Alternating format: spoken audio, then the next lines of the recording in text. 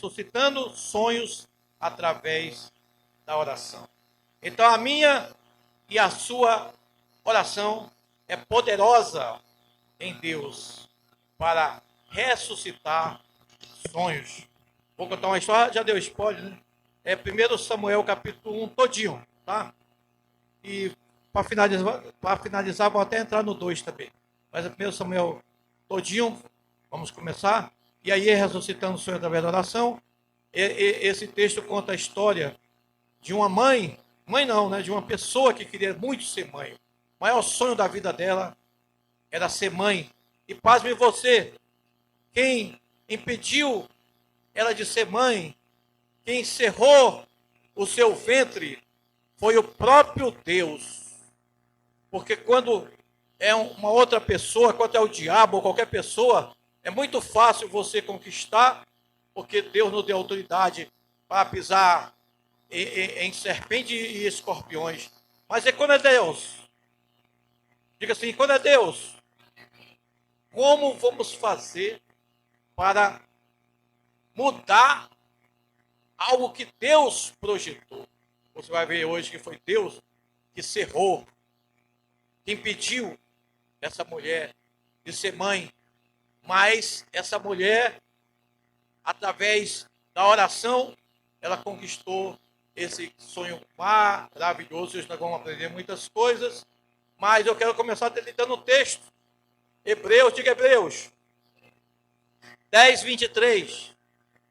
E antes disso eu vou perguntar se você tem sonho.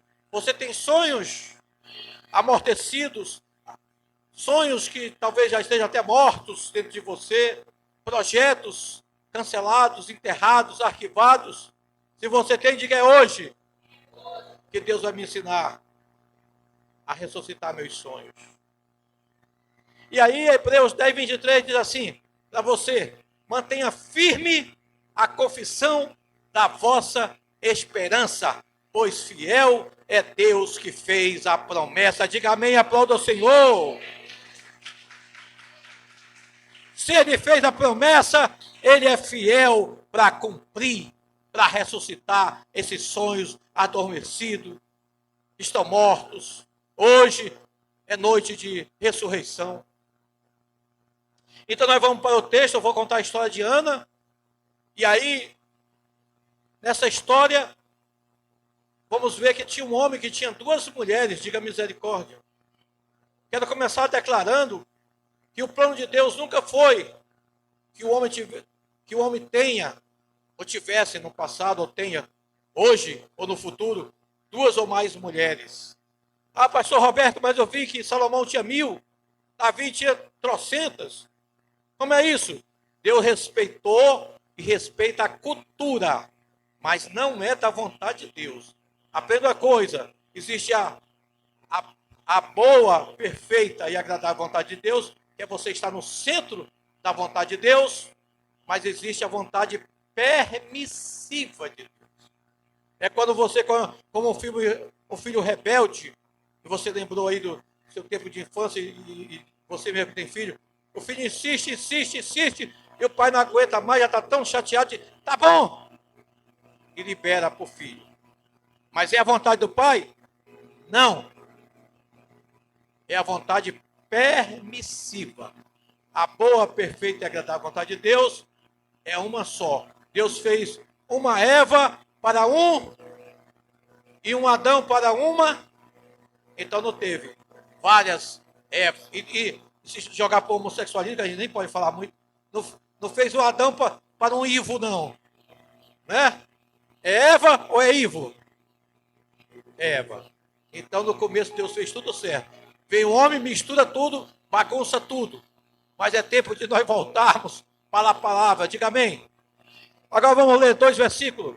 1 Samuel, capítulo 1 todo. Lê 1 e 2, vamos projetando. A gente vai comentando, vou tentar ser rápido. Se eu me empolgar, você me perdoe, né? Acabei vindo de encontro. Eu estou debaixo de uma nova unção. Amém. Quando eu falo, já dá vontade de chorar. Mas estou numa unção maravilhosa. Se fosse a pastora Maravigold. Vamos lá. Lê 1 e 2.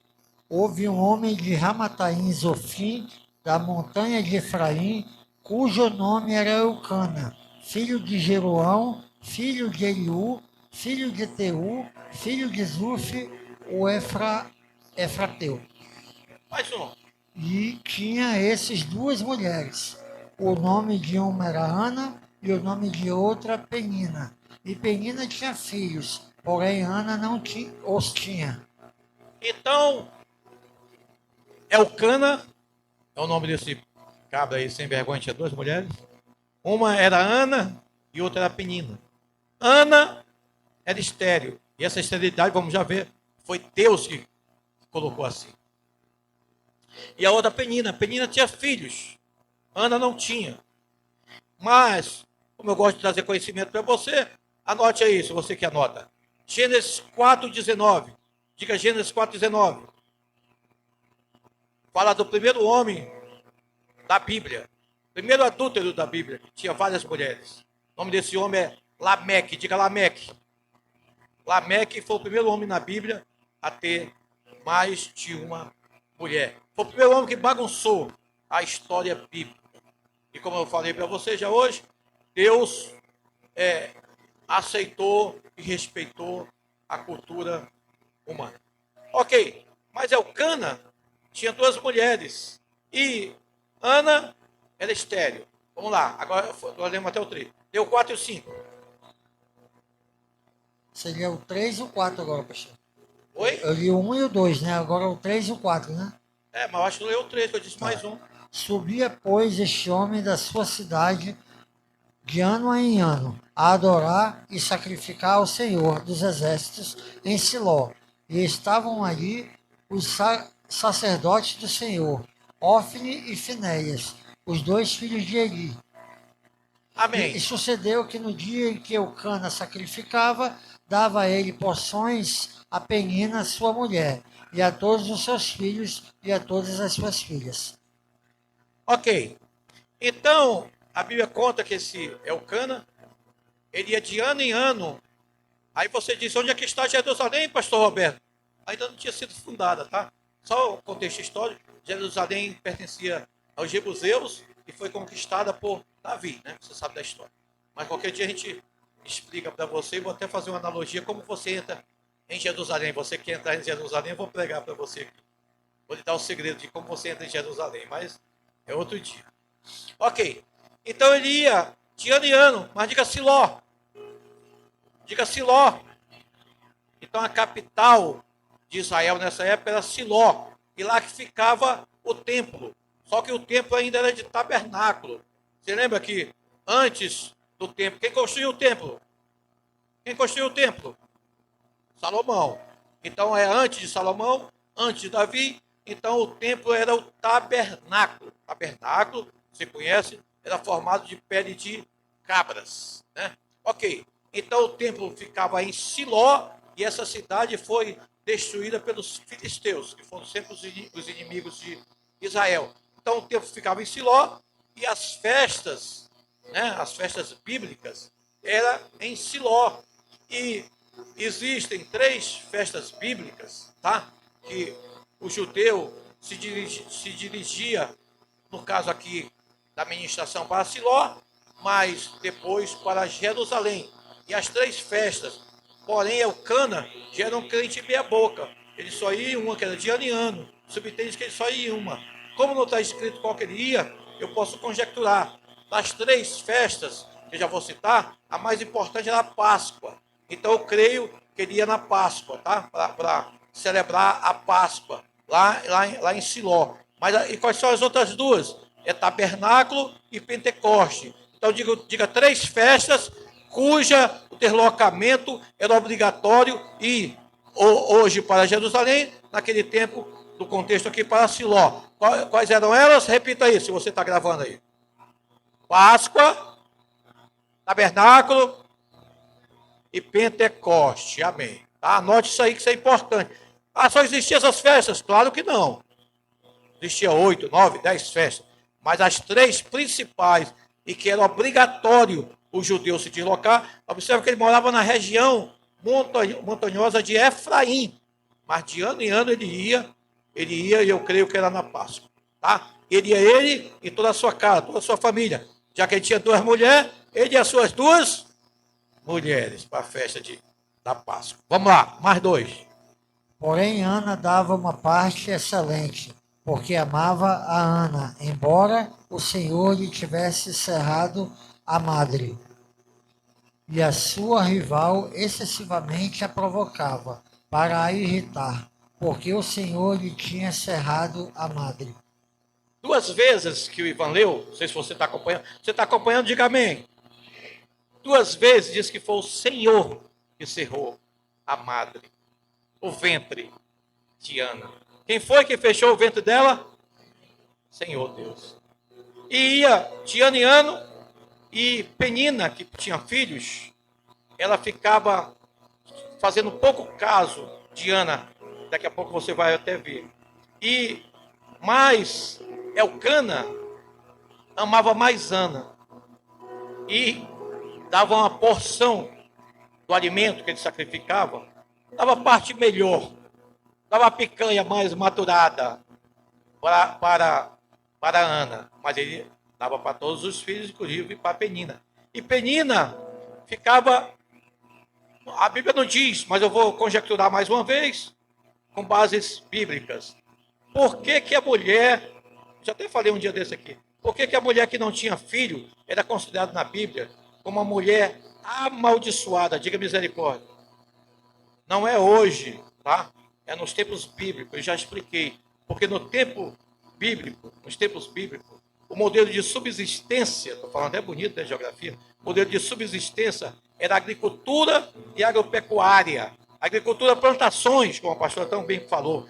Quando a pastora se converteu, o apóstolo René disse que a pastora, todos que foram ungidos naquela ocasião, representava a tâmara da igreja, era a doçura da igreja.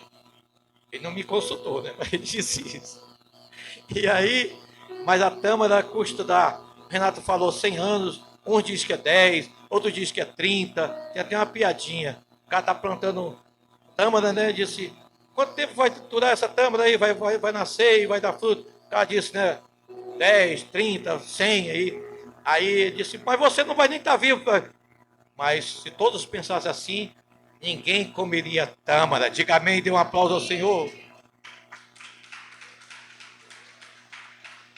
Então a melhor plantação, a melhor semeadura é aquela sem segundas intenções. É aquela que você planta, lança o teu pão sobre as águas, porque mais tarde você o encontrará. E pode ser que você nem encontre, mas pode ser que esse benefício chegue para os seus filhos, para os seus netos. Então faça o bem sem você olhar para quem. Então por que Penina caçoava, tirava pouco caso, fazia bullying hoje no português mais moderno? Porque Ana não tinha filho e era considerada amaldiçoada. Acredita-se alguns teólogos que foi por isso que ele teve 2 mulheres, porque quando a mulher, não é isso não, tá? Mas pode ser também, quando a mulher não podia ter filho, como o homem precisava ter a reprodução, como eu acabei de falar, por causa do tipo de trabalho daquela época, então ele era que meio que abria-se uma exceção para ele ter uma segunda mulher, para que ela pudesse dar filhos para ele. E ela se achava a tal, né? E ficava caçoando de Ana. E aí, vamos começar a aprender, porque o tema é ressuscitando sonhos através da oração. Vamos começar a aprender com Ana. O que nós precisamos fazer? Pastor, eu entrei aqui, eu tenho uns sonhos meio emperrados, eu tenho uns sonhos que já foram até arquivados, cancelados, já está tendo um arquivo morto, eu acho que não vai... Opa, Deus pode ressuscitar o teu sonho hoje. Vamos lá, mais 2, Ivan. E assim fazia ele de ano em ano. Sempre que Ana subia à casa do Senhor, a outra a irritava, por isso chorava e não comia. Então Eucana, seu marido, lhe disse, Ana, por que choras? E por que não comes? E por que está mal o teu coração? Não te sou eu melhor do que 10 filhos? Amém. Você quer vitória? Tem um louvor da antiga, a Elisângela deve saber. Vai chorando e Geme e chora. Olha, eu esqueci que a gente sabe todos os louvores, né? Que é vitória, vai chorando, geme e chora, irmão. O que Ana fazia? Mais ainda, ela fazia o jejum meio que forçado, passava fome. Eu não consigo passar minha fome. Vou contar um segredo para vocês aqui, até para você rir, que eu sou cearense. Eis que eu estou viajando numa missão da Censa, estou de barco. A gente foi, não era pregar não, era serviço de saúde. Nós fomos entrar nos interiores abaixo aí, no Censa 4. E aí, quando eu estou lá no meio, lá longe, aí meu pai estava doente, eu estou almoçando. Estou almoçando, Ruth. Cozidão gostoso. Esse teu pai morreu. Não, primeiro me chamaram naquele interfone. O celular não pegava, né? No meio do rio. Aí eu fui até. Para mim? Para mim. Uma fonia. Eu fui lá, peguei do comandante, peguei. Não, para avisar que o seu pai morreu, acabou de falecer. Eu tava fazendo o quê? Eu voltei e comi só a carne lá. Passou a fome, mas não passou toda não. Olha, eu voltei lá no meu platão, peguei os pedaços de carne, engoli rápido. Depois eu fui, né, degustar ali a carne, pensando no meu pai. Voltei, peguei uns barcos, umas lanchas, parei lá no Paraquequara, voltei. Quando eu cheguei lá, estava a minha pastora com meus filhos, embarcou a voz aqui, me esperando, me abraçaram, tal, e a gente veio embora para casa. Mas a brincadeira só para dizer que nem na morte do pai eu parei de comer. Eu não sei você, viu? Mas Ana, o que ela fez? Ela chorava, ela gemia e ela jejuava. Você ainda quer ressuscitar sonhos? Então você tem que aprender com Ana. Diante da dificuldade, da calamidade, da opressão, da malignidade que o diabo levanta seus demônios para lhe perturbar, para lhe tirar a paz. A Bíblia diz que o demônio vem senão para matar, roubar e destruir. Você precisa jejuar, orar, gemer e permanecer firme. Mantenha firme a confissão da vossa esperança, pois fiel é Deus que fez a promessa para a sua vida. Tem promessa de Deus, vai se cumprir na tua vida. Deus te trouxe aqui nessa festa para ressuscitar teus sonhos. Não sei como é que está a tua vida, não sei o que está amortecido, não sei o que está enterrado, que tu já enterrou. A gente só deve enterrar o passado e o passado ruim, porque até o passado bom, a gente deixar ele manter bem vivo, manter vivo aquilo que lhe dá esperança. E aí, essa mulher passava até a fome, chorava e ficava. E aí, ela tomou uma atitude. Você já aprendeu que a primeira atitude é jejuar, orar, gemer e chorar. Diga amém. Mas tem outra, diga outra. Então vamos ver, vamos ouvir aí. 9. Então Ana se levantou, depois que comeram e beberam em Siló. Não. E aí? É antes. Faltou. Falta o 8 aí. Leia. Então Eucana, seu marido, lhe disse: Ana, por que choras? E por que não comes? E por que está mal o teu coração? Não sou eu o melhor do que 10 filhos? Esse foi o último que eu li, né? Então Ana se levantou depois que comeram e beberam em Siló, e Eli, sacerdote, estava sentado numa cadeira, junto a um pilar do templo do Senhor. Próximo. E ela, pois, com amargura de alma, orou ao Senhor e chorou abundantemente. Amém. Para um pouquinho aí, depois tu continua. Atenção, estou dando os passos para você conquistar seus sonhos. Primeiro ela chorou, ela chorava, gemia e fez jejum. Depois chega o momento, diga assim, ao momento de choro, ao momento da lágrima, ao momento da dor, mas ao momento de se levantar. Toque para o irmão do seu lado, diga, será? Se já não está no teu tempo de se levantar? Toque aí. Ela se levantou, mas aprenda, nós estamos aprendendo com Ana, diga amém. Quando você, às vezes, está com dor de cabeça assim, um bichinho, uma unha encravada, você dá toda sorte de desculpa e não vem para a igreja. Ana tinha problema, sim ou não? Tinha muitos problemas. Vamos dizer que Penina era o diabo perturbando ela? Tinha o diabo perturbando ela, sim ou não? Para onde que ela ia? Para o templo. Então, como diz a Ludmila Fela, nunca pare de adorar, nunca pare ajuda aí o levita aí.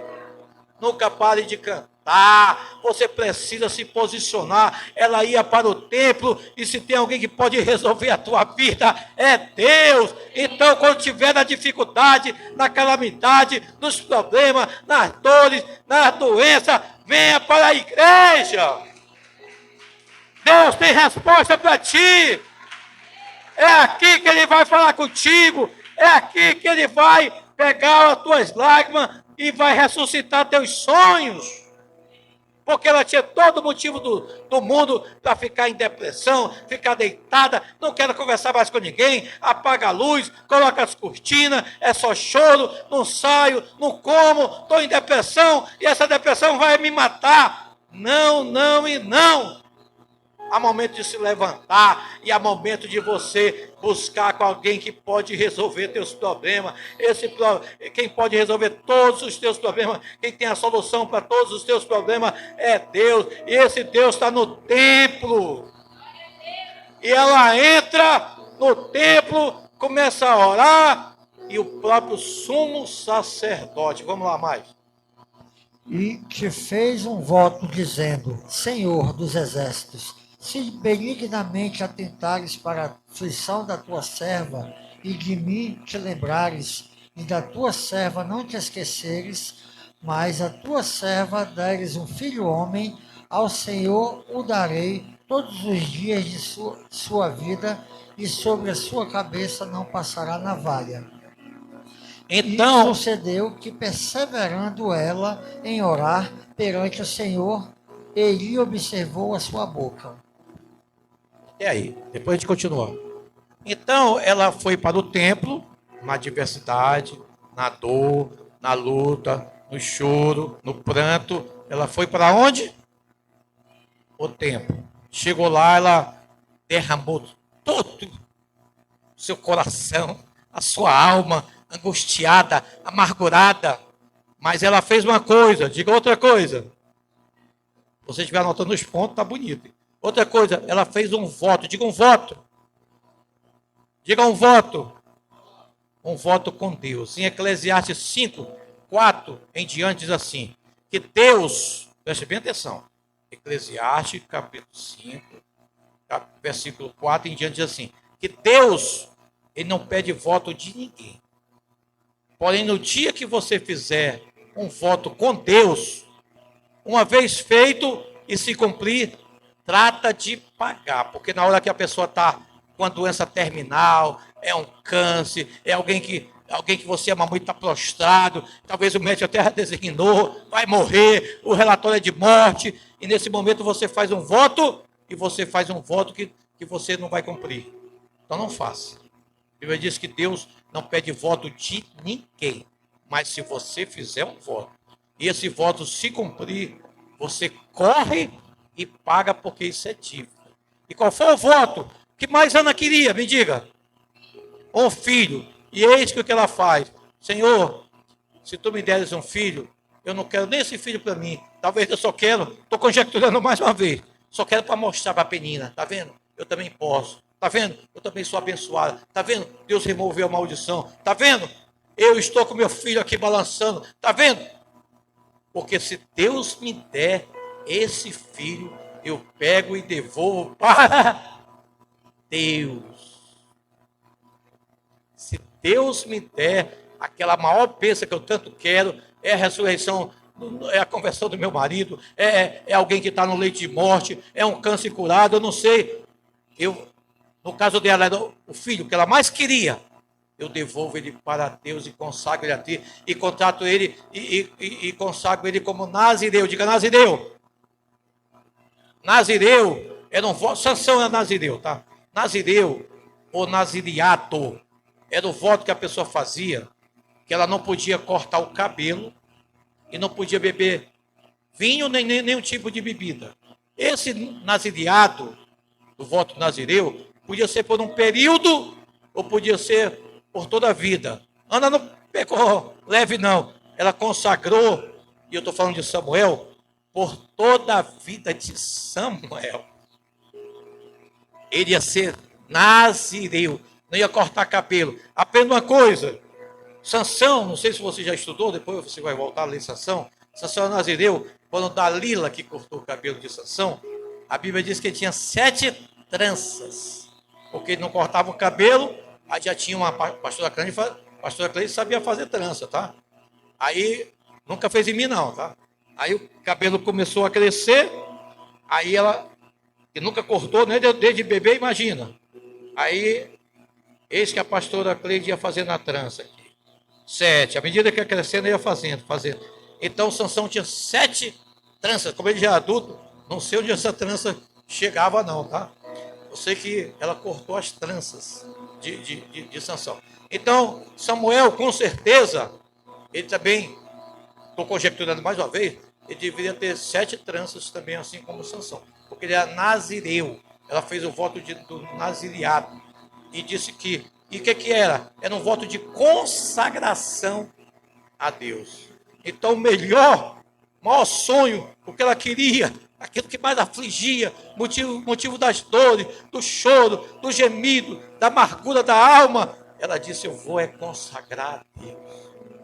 Você está entendendo? Diga amém. Não consagre a Deus, mas só consagre se você for cumprir o voto, tá? Vamos lá, avançando mais. Ana no seu coração falava, só se moviam os seus lábios, porém não se ouvia sua voz, pelo que Eli a teve por embriagada. E disse-lhe Eli, até quando estarás tu embriagada? Aparta de ti o teu vinho. Mais um. Porém Ana respondeu, não, Senhor meu, eu sou uma mulher atribulada de espírito, nem vinho, nem bebida forte tenho bebido, porém tenho derramado a minha alma perante o Senhor.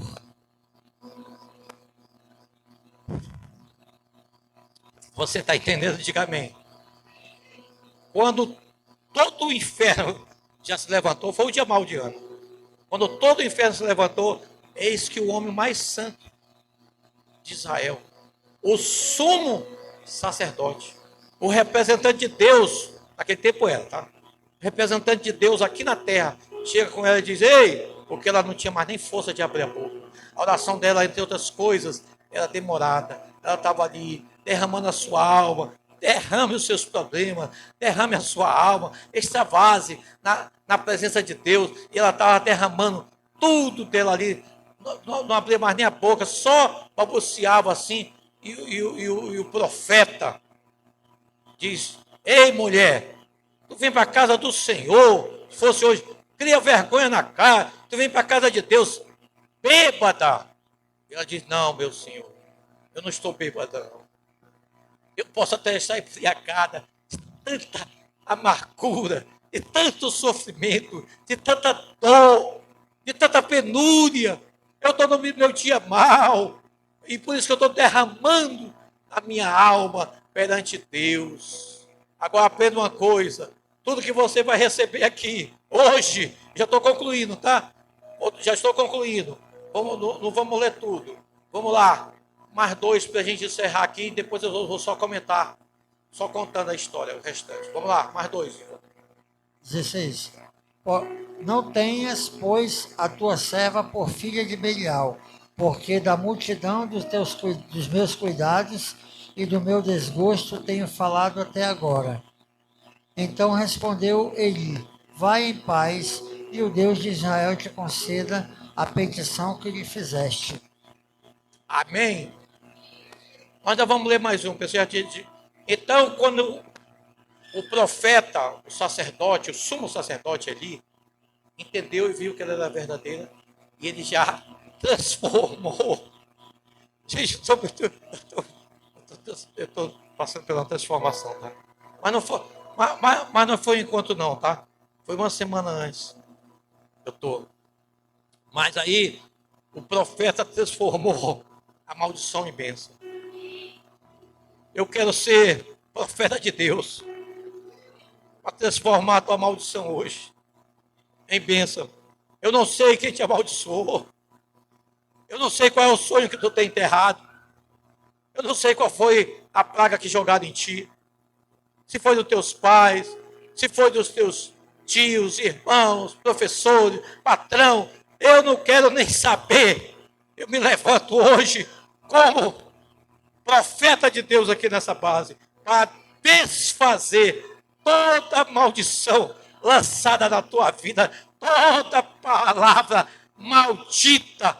Hoje eu transformo essa maldição em bênção e eu faço da palavra do sumo sacerdote Eli as minhas palavras, que o Senhor transforme essa tua maldição em bênção e Ele conceda a tua bênção hoje, que você receba o seu milagre hoje, que Deus ressuscite os teus sonhos hoje que tu tenha a tua vida transformada, abençoada, em nome de Jesus e para a glória de Jesus. Agora vamos aprender definitivamente a postura de Ana. Estamos aprendendo com Ana. A postura de Ana você vai tomar hoje debaixo da palavra do profeta. Eu sou profeta de Deus aqui na base. Depois da profecia, da palavra de bênção do profeta, ela mudou a atitude. Ela mudou a atitude quando? Depois da palavra. Já estou acabando. Depois da palavra ela mudou. Então presta atenção. Você é da família da fé, diga amém. Você precisa crer para ver. Você não precisa ver. Você vai ver que Ana... daqui a pouco vamos ler, mas vou logo concluir aqui. Ana não ficou grávida. Naquele dia ela estava em Siló. Ela foi lá, viajou para Efraim, onde ela morava. E lá Elcana coabitou com ela, teve relações íntimas, e lá ela ficou grávida. Mas ela engravidou, sabe aonde? Em Siló. Eu quero, com todo respeito, eu quero lhe engravidar hoje, da sua bênção. Eu quero que você saia daqui, homem grávido, mulher grávida, da sua bênção. Não interessa o que falaram. Quando o profeta abençoou, ela disse assim, eu acho que ela é da restauração, ela disse, eu recebo, eu tomo posse. É para mim essa palavra. E daquele dia em diante, ela mudou o seu semblante. Ela ficou alegre, ela ficou feliz, ela recebeu por fé. Eu quero que você receba por fé hoje. Vai ficando em pé, enquanto o Ivan lê mais 2 e eu concluo. E disse ela, ache a tua serva graça aos teus olhos. Assim a mulher foi o seu caminho e comeu, e o seu semblante já não era triste. E levantaram-se de madrugada e adoraram perante o Senhor. E voltaram e chegaram à sua casa em Ramá. E Eucana conheceu a Ana, sua mulher, e o Senhor se lembrou dela. Amém, até aí, vou concluir. Então ela mudou no dia que ela recebeu a palavra profética. Eu liberei uma palavra profética hoje para você? Então receba hoje. Mude o seu semblante. Tome por fé, se aposse da promessa que eu estou liberando hoje para você. Eu estou quebrando, eu vou orar daqui a pouco, quebrando de verdade na oração. Mas eu já estou quebrando toda a palavra contra você, toda a maldição, tudo que está enterrado, tudo que está morto. Hoje é dia de ressurreição, pastor. E ela mudou a sua atitude. E lá em Efraim, Elcana coabitou com ela e ela ficou grávida. Ficou grávida e ela pediu. Quantos filhos ela pediu? 1. Deus deu Samuel e mais 5 filhos. Ela queria qualquer filho. Só um filho que ela queria.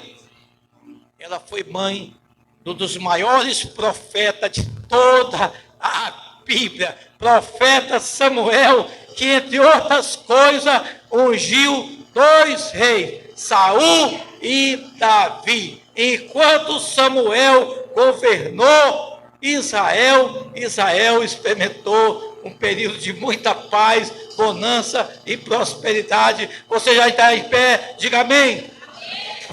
Vou orar por você agora, nesta noite, para que você experimente por fé.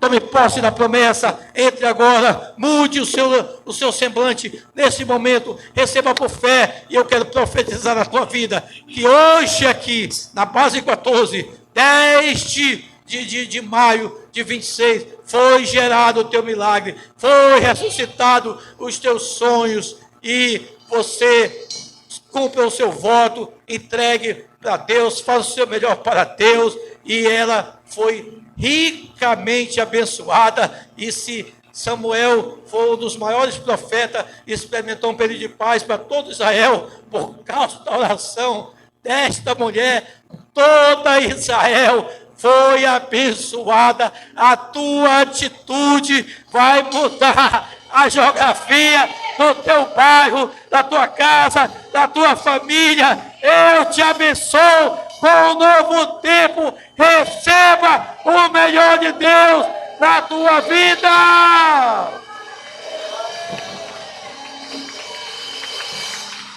Pai, na autoridade do nome de Jesus, como profeta da base 14, eu quero transformar todo lamento em baile, toda palavra de maldição, toda tristeza, tudo que foi falado, proferido, se teve até trabalho de macumba, não interessa, seja o que foi hoje, eu me levanto como sacerdote, como profeta desta igreja, para desfazer todo laço, toda aliança, toda algema, toda grilhão, toda amarra sobre esses meus discípulos, sobre os meus filhos espirituais, sobre os visitantes, sobre as janelas, sobre todos que estão aqui. Eu quebro em nome de Jesus, eu desfaço em nome de Jesus. Eu te peço que pelo teu Espírito tu visite a nossa geração, vai na 4ª geração deles, meu Deus, vai, visita toda maldição lançada na 4ª geração,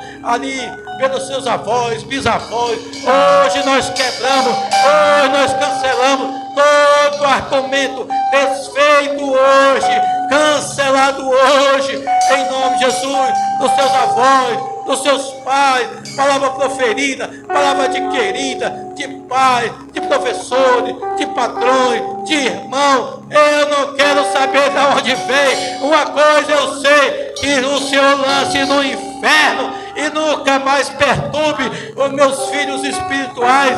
A única palavra que vale para a vida dele, o único decreto que vale para a vida dele é o decreto de bênção, de vitória e de conquista. E assim como Israel experimentou uma grande bonança de vitória, de prosperidade financeira, material, espiritual, que venha a bênção de Abraão na vida dos meus filhos. Eu os abençoo com todas as sortes e bênçãos espirituais, e declaro que em Cristo os meus filhos já são muito mais do que vencedores, e que hoje o Senhor tem despertado todos os sonhos amortecidos e enterrados, que hoje foram desenterrados, e que hoje começa um novo tempo na vida dele, na família dele, na história dele, na base 14, no bairro Jesus me deu, em Manaus, no Amazonas, no Brasil e no mundo. E que tenha chegado o tempo de cantar. Chegou!